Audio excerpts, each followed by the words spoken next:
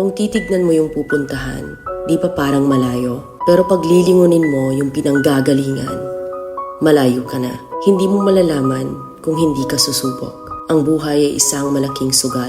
Kung lagi kang takot sumugal sa isang bagay dahil takot kang mawalan, mauubos lang kung anong meron ka. Kung hindi ka mawawalan, hindi ka rin magkakaroon. Kung ano man ang mga desisyon mo ngayon, yun ang magiging buhay mo bukas. Lakasan mo lang yung loob mo. Dahil ang mundong to, aapakan lang ang mga mahihina. Ibangon mo palagi ang sarili mo. Balang araw, magugulat ka na lang na ang layo na pala ng narating mo. Kahit mabagal ang progress, basta may usad at kumikilos ka, okay na yan. Wala tayong magagawa. Ganyan talaga ang proseso ng buhay. Lahat tayo nakakaranas ng hirap. Hindi natin alam kung hanggang kailan tayo dito sa mundo. Kaya mas piliin mo maging mabuting tao.